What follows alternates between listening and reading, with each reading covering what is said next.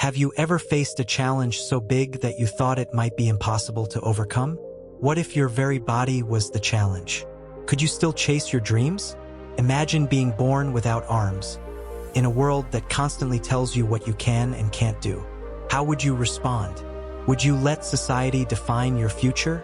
Or would you find a way to turn your limitations into something extraordinary? This is the inspiring story of a young girl who was born without arms but never gave up on her dream of becoming a renowned painter. Despite the overwhelming odds, she used her feet to hold a paintbrush, and her passion led her to become an artist whose work has touched the hearts of people around the world. Born into a small, tight-knit community, Ella, as we'll call her, was different from the other children. Not only did she have no arms, but she was also often stared at or pitted by people who didn't understand how to engage with her. From a young age, Ella felt like she was living in a world that was not designed for someone like her. Simple tasks that others took for granted, like tying shoes, eating with utensils, or even writing, became huge challenges. But Ella had something inside her that was stronger than any of the difficulties she faced: an innate desire to create. Art was her escape. It didn't matter that she had no arms. She was drawn to the world of colors, textures, and expressions. The way others experienced the world through their hands was something she had never known, but she dreamed of feeling that same connection to the canvas. However, there was one significant barrier she had to face. How would she even hold a brush? As she grew, her determination to pursue art only intensified, even though others often told her that it was impossible. "How can you paint without hands?" they would ask, or "You're wasting your time. You'll never be good enough." But for Ella, the idea of giving up on her passion was unimaginable. Art was the only way she could truly express herself. Ella's first experience with painting was when she was just a child. She vividly remembers her parents giving her a simple set of watercolors when she was 5 years old. Instead of letting her disability limit her, she used her feet to dip the brushes into paint and try to make her first strokes on a piece of paper. It was awkward at first. Her feet weren't made for holding things, and every movement felt unnatural. But Ella refused to stop. She watched her siblings and friends draw and paint, and while they used their hands effortlessly, she studied how they moved, how they made each stroke. Ella practiced for hours each day, even when the world around her tried to convince her that it wasn't worth the effort. At first, her paintings were simple and rudimentary, a collection of colors and lines. But soon, something magical began to happen. As she practiced more and more, her strokes became more deliberate, her lines more confident. Her use of color began to speak to something deeper inside her. With each painting, Ella was not just creating images. She was creating an entire world, one where she had full control. Her art became an outlet for her frustrations, her dreams, and even her hopes for the future. When people saw her work, they were often amazed. Some were surprised that she could create such beautiful pieces with her feet, while others simply couldn't understand how a person with no arms could accomplish such a feat. But what they didn't see was Ella's perseverance. They didn't see how she spent countless hours perfecting her technique, or how she adapted the tools she used. She was constantly experimenting, modifying the paintbrushes so they fit more comfortably between her toes, and using her feet to twist and turn the brush with precision.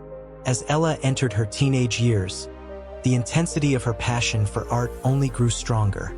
Her parents, who had always been her biggest supporters, enrolled her in a local art school, hoping that a formal education might help nurture her talent.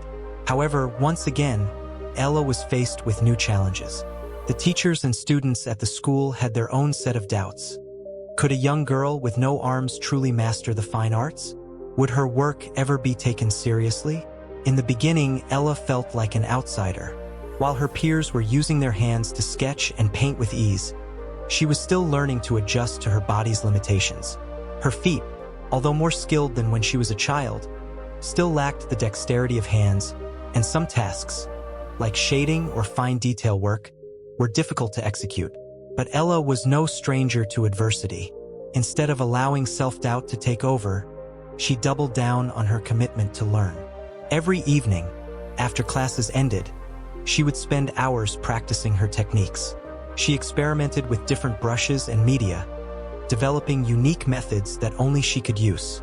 Over time, she mastered the art of holding multiple brushes in her feet, using one for broader strokes and the other for detail work.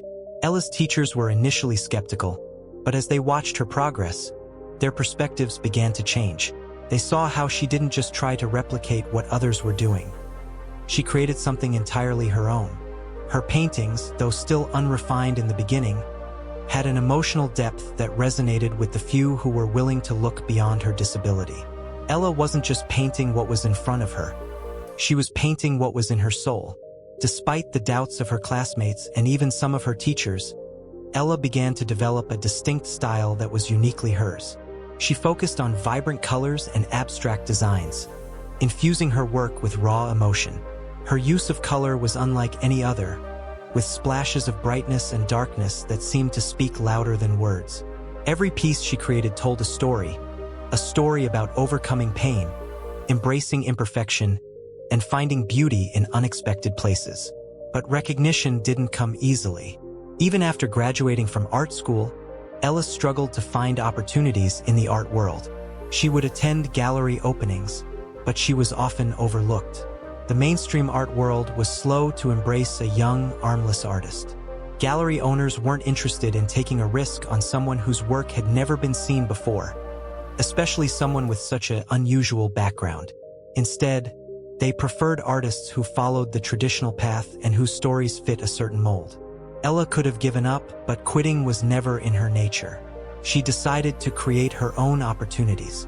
She rented a small local gallery space in her hometown, using the last of her savings to pay for the exhibition.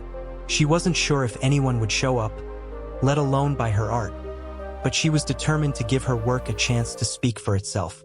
The opening night was a mix of excitement and anxiety. The gallery was small, the space modest, but it was hers. As the evening wore on, people started to trickle in.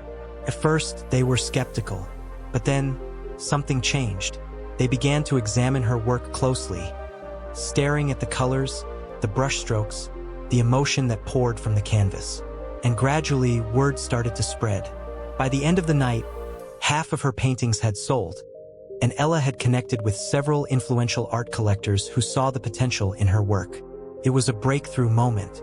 For the first time, she felt truly seen, not just as a person with a disability, but as an artist with something to offer the world.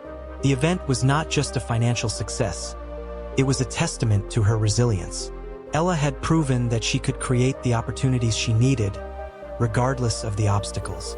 As her reputation began to grow, Ella was invited to showcase her work at a prestigious exhibition in New York City, a milestone she had only dreamed of.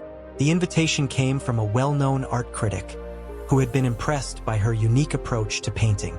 He wrote a glowing review of her work, calling it a revolutionary exploration of form, color, and emotion, and declaring that her paintings transcend the limitations of the artist's physical body.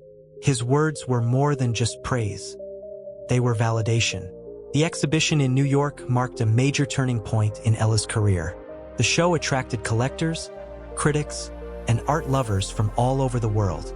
Her paintings were no longer seen as the work of a disabled artist, but as the creations of a truly innovative talent. Her emotional and expressive style struck a chord with audiences, and soon, her name was being mentioned in the same breath as some of the most renowned contemporary artists of her time. At the exhibition, Ella stood in front of her paintings, overwhelmed by the success of the event. She was surrounded by admirers and curious art enthusiasts, each eager to know more about the artist behind the powerful works. The critics' review had done wonders for her career, and her reputation was quickly growing. But Ella was still the same person she had always been: humble, grounded, and deeply connected to the art that had carried her through so many challenges. She was grateful, of course, but her focus remained on creating. She no longer worried about how others perceived her or her limitations. She simply painted, and the world was beginning to take notice. As Ella's name became well known in art circles around the world, she began to reflect on the path that had led her here. The success, the accolades, the fame, these were all wonderful, but they were never her ultimate goal. Her true satisfaction came from the process of creating art, from using her feet to bring to life the emotions and ideas that flowed through her. Now, in her early 30s, Ella had achieved more than many artists could ever dream of.